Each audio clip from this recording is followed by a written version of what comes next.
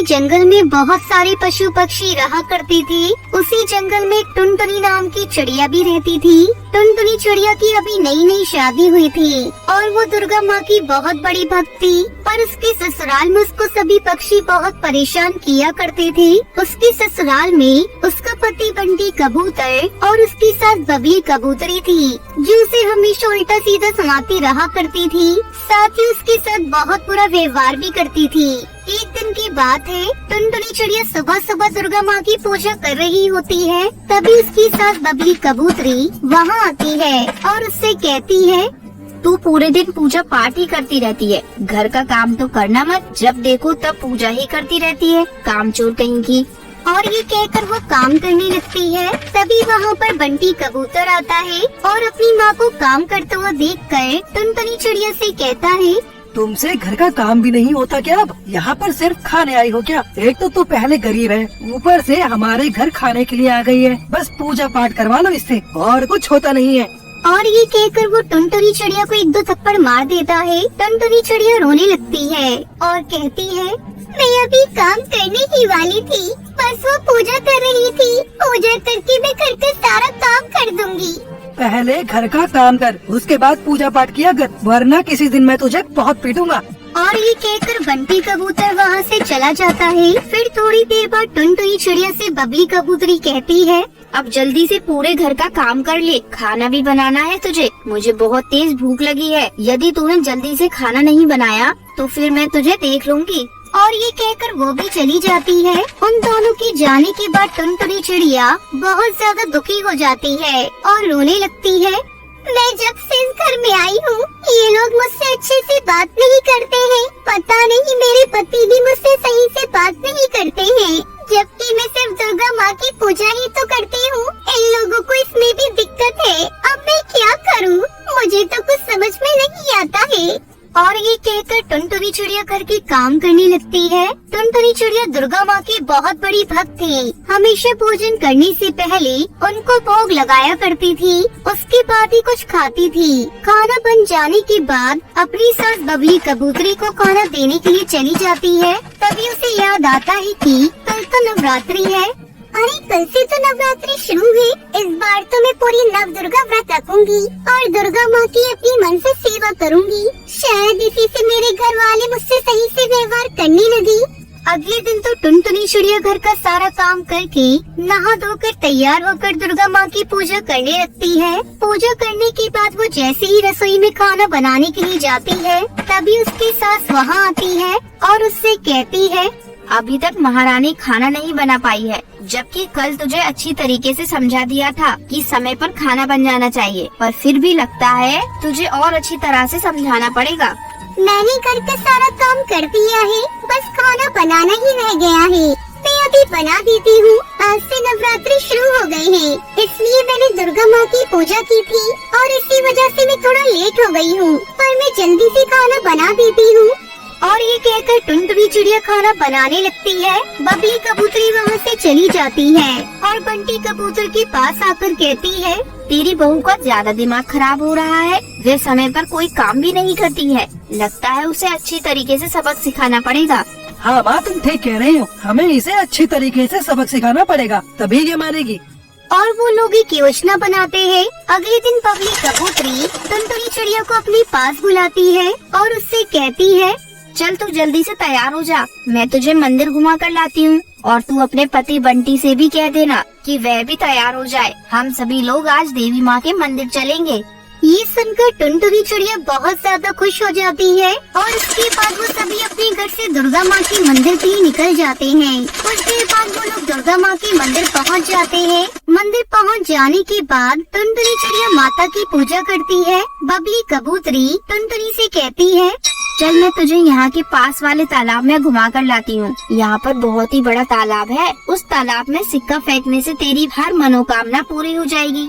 टुनटुनी चिड़िया उस तालाब में जाने के लिए तैयार हो जाती है। तालाब के पास पहुँचने पर बबली कबूतरी कहती है, चल अब तू अपने यहाँ पर जो भी इच्छा हो उसे मांग ले। टुनटुनी चिड़िया एक सिक्का निकालती है और उसे तालाब में डालते हुए अपनी आंखें बंद कर अपनी मनोकामना मांगने लगती है। हे देवी माँ, मेरे घर वाले मुझसे अच्छे तरीके से बात करने लगे और मेरे पति भी मेरे साथ अच्छे तरीके से व्यवहार करने लगे। अभी वो ये सब मांग ही रही होती है, तभी बबली कबूतरी टुनटुनी चिड़िया को तालाब में धक्का मार देती है। उस तालाब में बहुत बड़े बड़े मगरमच्छ रहते थे। टुनटुनी चिड़िया घबरा कर तालाब से बाहर निकलने के लिए उन लोगों से मदद मांगने लगती है। बचाओ, मुझे बचाओ, बंटी जी, मुझे इस तालाब से बाहर निकालिए। यहाँ पर बहुत ही बड़े बड़े मगरमच्छ हैं। मुझे इस तालाब से जल्दी निकालिए, वरना ये मुझे मार खाएंगे। इस पर बबली कबूतरी हंसते हुए कहती है, तुझे हम लोग इसलिए तो यहाँ पर लाए थे, तूने क्या समझा हम तुझे यहाँ पर माँ के दर्शन कराने लाए थे? नहीं, हम तो यहाँ पर तुझे मारने के लिए आए हैं, क्योंकि तू कोई भी काम ढंग से नहीं करती है, हमेशा पूजा पाठ ही करती रहती है। अब देखते हैं कि कितना तुझे दुर्गा माँ बचाने आती है। तभी अचानक वहाँ पर दुर्गा माँ प्रकट होती है और टुनटुनी चिड़िया को उस तालाब से बाहर निकालती है। दुर्गा माँ को देखकर बबली कबूतरी और बंटी कबूतर हैरान हो जाते हैं। आपने हमें दर्शन दिए, हमारी किस्मत ही खुल गई। इस पर दुर्गा माँ क्रोधित होते हुए कहती है, मैं तुम्हारे लिए यहाँ पर नहीं आई हूँ, मैं अपने भक्त टुनटुनी चिड़िया के लिए यहाँ आई हूँ, जिसे तुम लोगों ने तालाब में डुबाकर मारने की कोशिश की। इसके बाद दुर्गा माँ टुनटुनी चिड़िया को आशीर्वाद देती है और फिर वहाँ से चली जाती है। दुर्गा माँ के जाने के बाद उन दोनों को अपने किए पर बहुत ज्यादा शर्मिंदगी महसूस होती है। बबली कबूतरी टुनटुनी चिड़िया से कहती है, हमें माफ कर दो, हमने तुम्हारे साथ बहुत बुरा बर्ताव किया है, हमें ऐसा नहीं करना चाहिए था, हमें समझना चाहिए था कि तुम दुर्गा माँ की बहुत बड़ी भक्त हो, मुझे माफ कर दो। मैं तुम्हारा पति हूँ, फिर भी मैं तुम्हें समझ नहीं पाया कि तुम देवी माँ की कितनी बड़ी भक्त हो। कोई बात नहीं, आप लोग मेरे अपने हैं और अपनों से ही गलती होती है। आज के बाद हम तुम्हें कभी भी पूजा करने से मना नहीं करेंगे, तुम्हारा जब मन हो तब तुम काम किया करना। हमें इस कहानी से सीख मिलती है कि हमें कभी भी किसी की भक्ति का मजाक नहीं उड़ाना चाहिए। तो दोस्तों, आज का सवाल ये है, 1+2 कितने होते हैं? अगर आपको पता है तो आप हमें कमेंट करके जरूर बताएं। एक घने जंगल में बहुत से पशु पक्षी अपना घर बनाकर रहते थे। उसी जंगल में एक टुनटुनी चिड़िया रहा करती थी। टुनटुनी का घर बहुत पुराना और टूटा फूटा था। उसके पास इतने पैसे नहीं थे कि वो बरसात से पहले उसकी मरम्मत करा सके। बरसात में वो घर टूटकर गिर गया। टुनटुनी के घर के सामने ही कालू कौवा रहता था। टुनटुनी उसके पास मदद मांगने गई। कालू भैया, बरसात में मेरा घर टूट गया है। हाँ हाँ, वो तो मुझे दिख रहा है, मैं कोई अंधा तो हूँ नहीं, पर तुम मेरे पास आई क्यों हो? कालू भैया, अगर आप बारिश का मौसम बीतने तक के लिए मुझे अपने घर में पनाह दे दे तो बड़ी मेहरबानी होगी। आपका घर तो बहुत बड़ा मजबूत है। अरे मेरा घर बड़ा और मजबूत है तो क्या सारे बेघर पक्षियों को अपने घर में घुसा लूं? है, मैं तुम्हारी मदद नहीं कर सकता। फिर टुनटुनी चिड़िया बाज के पास गई। उसका भी घर बहुत बड़ा मजबूत था। बाज भैया, अगर आप बारिश का मौसम बीतने तक के लिए मुझे अपने घर में पनाह दे दे तो बड़ी मेहरबानी होगी। आपका घर तो बहुत बड़ा मजबूत है। अरे मेरा घर बड़ा और मजबूत है तो क्या धर्मशाला बना दूं? हैं? जाओ जाओ, मैं तुम्हारी कोई मदद नहीं कर सकता। टुनटुनी कई पक्षियों के पास मदद मांगने गई, पर सभी ने उसकी मदद करने से इनकार कर दिया।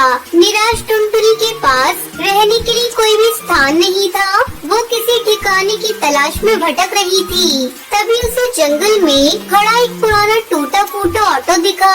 इस जंगल से होकर कभी एक सड़क गुजरती थी, पर किसी कारणवश अब ये सड़क और ये ऑटो मनुष्य द्वारा प्रयोग नहीं किया जाता था।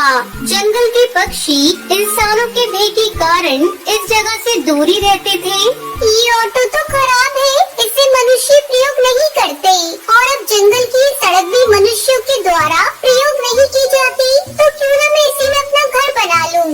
यहाँ आने से सभी पक्षी कतराते हैं, तो कोई मुझे परेशान भी नहीं करेगा। टुनटुनी वहीं रहने लगी। ये घर बरसात से सुरक्षित सुरक्षित भी था और मजबूत भी था। टुनटुनी वहाँ खुशी खुशी रहने लगी। अब घर की तो व्यवस्था हो गई थी, पर भोजन का कोई ठिकाना ना था। एक दिन वो आसपास घूमने गई तो उसने पाया कि एक पेड़ के पास अनाज की एक बहुत बड़ी सी बोरी पड़ी थी। लगता है ये जगह कभी इंसानों की थी। चलो भी अनाज मेरे काम आएगा। ईश्वर की कृपा से मेरे भोजन की चिंता भी दूर हो गई। एक दिन कालू की नजर टुनटुनी पर पड़ी। वो खुशी से चहचहा रही थी। कालू से किसी की खुशी देखी नहीं जाती थी। उसे बहुत आश्चर्य और गुस्सा भी आया। अरे ये टुनटुनी तो बहुत गरीब है और बारिश में इसका घर भी टूट चुका है, फिर भी ये इतनी खुश क्यों है? चलो इसका पीछा करके पता लगाता हूँ। कालू ने टुनटुनी का पीछा किया तो पाया कि वो जंगल में पड़े एक पुराने और खराब ऑटो में रहा करती है और उसी ऑटो के पास अनाज की इतनी बड़ी बोरी रखी है कि टुनटुनी जिंदगी भर भी खाए तो भी खत्म ना हो। ये टुनटुनी तो बहुत चालाक निकली। मनुष्य के डर से कोई भी पक्षी इस ऑटो के आसपास ही नहीं आता, इसलिए कोई नहीं जानता कि यहाँ पर अनाज का इतना बड़ा भंडार रखा है। अरे इतना अनाज मिल जाए तो भोजन की तलाश में दर दर भटकना ना पड़े। क्यों ना मैं इस टुनटुनी की बच्ची को यहाँ से भगाकर खुद इस ऑटो पर कब्जा कर लूँगा। टुनटुनी, आज से ये ऑटो घर मेरा है, तुम यहाँ से चली जाओ वरना मैं तुम्हें बहुत मारूंगा। अरे कालू भैया, मैं कहाँ जाऊँ? मेरा घर तो बारिश में टूट गया है। मुझे इस बात से कोई लेना देना नहीं। आज के बाद ये ऑटो घर मेरा है। कालू ने टुनटुनी को मार मार कर वहाँ से भगा दिया और आराम से टुनटुनी के घर में रहने लगा। बेचारी टुनटुनी ने नजदीक ही एक पेड़ पर अपना छोटा सा घोंसला बना लिया और दुख के दिन काटने लगी। उसी जंगल में रहने वाला जिगरबाज और कालू की बड़ी दुश्मनी थी। एक दिन जिगरबाज ने कालू कौवे को देखा तो वो एक डाल पर बैठा गुनगुना रहा था। अरे ये कालू इतना खुश क्यों है? इतनी बारिश में जब सभी पक्षी अपने घर और खाने को लेकर चिंतित हैं, तो ये कालू इतना निश्चिंत क्यों है? मुझे इसका पीछा कर देखना चाहिए कि आखिर माजरा क्या है। देखूं तो ये बेवकूफ आखिर क्या खिचड़ी पका रहा है। जिगरबाज ने कालू का पीछा किया तो उसे भी उस ऑटो घर और वहाँ रखे अनाज के बड़े भंडार का पता चल गया। वो देखकर उसे लालच आ गया। अच्छा तो ये बात है, कालू के हाथ अनाज की पूरी बोरी लग गई है। अरे इतना अनाज तो वो जीवन भर खाएगा तो भी खत्म नहीं होगा। क्यों ना मैं इसे यहाँ से मार कर भगा दूं और खुद इस ऑटो घर पर कब्जा कर लूं। आज से ये ऑटो घर मेरा है, वरना मैं तुम्हें मार मार कर तुम्हारा भरता बना दूंगा। अरे वाह, तुमने कह दिया और मैंने मान लिया। मैंने भी हाथों में चूड़ियाँ नहीं पहन रखी है। मैं अपने घर और अनाज पर तुम्हें कब्जा नहीं करने दूंगा। अच्छा तो ये बात है बेटू। बाज और कालू एक दूसरे से लड़ पड़े। दोनों बुरी तरह घायल हो गए और आखिरकार मर गए। टुनटुनी दूर पेड़ पर बैठकर सारा माजरा देख रही थी। उन्हें ऑटो के पास मृत हालत में देखकर अफसोस करने लगी।